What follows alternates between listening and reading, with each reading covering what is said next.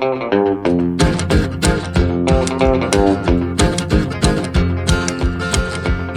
I taught the weeping willow how to cry. I was born in Broken Hill, in New South Wales, in 1940 at a private hospital called Wirrawee. And I was born in Broken Hill as well. Well, I don't know which hospital, but it was 1941. Minnesota, and it tore me up every time Life was great in the 1950s. We had a really good upbringing. My dad worked on the mines up there. They were mining for silver and lead.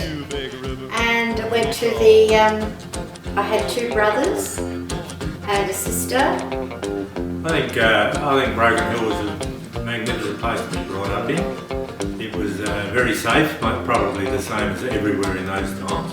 But it was very safe and people looked after each other. You took me to St. Louis later on down.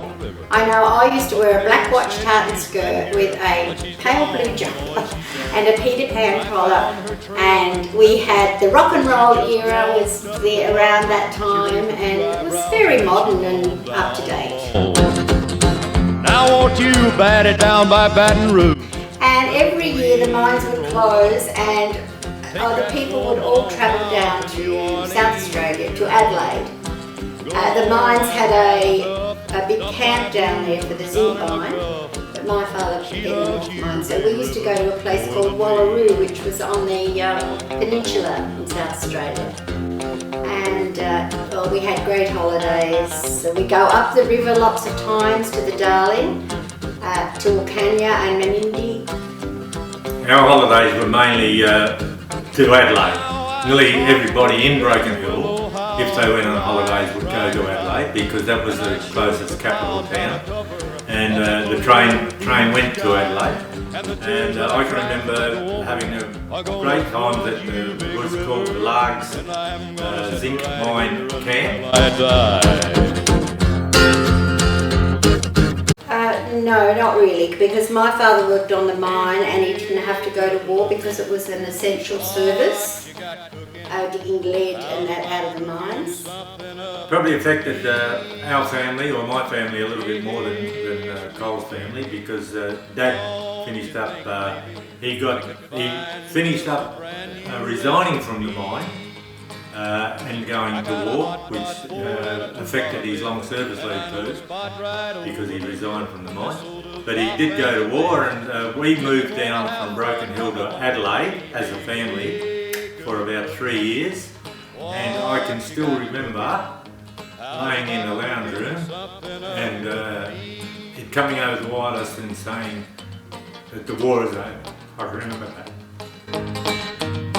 I'm free and ready. Yeah, I had a job. As soon as we finished school up there, we used to go get onto the mines as an apprentice, but because I wasn't 15 when I finished school, I had to go and work for a cool drink factory called Adams up there, Adams Cool Drink.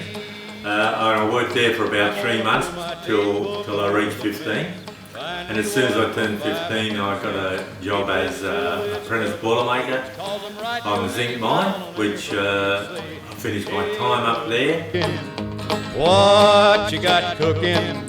I thought they were good. I enjoyed all my school time. In the infant school or the primary school, I still can remember playing cricket, and I can still remember the teacher who used to bowl to us and everything like that from teachers. She loved the boy next door who worked at the candy store.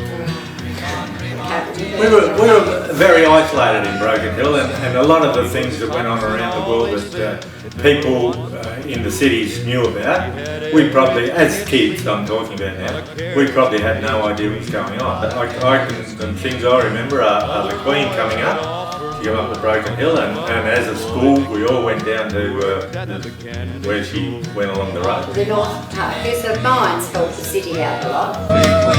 He would marry her next spring, save his money, bought a ring. Then one day a movie scout came to town to take her out. Came to town to take her out Hollywood could offer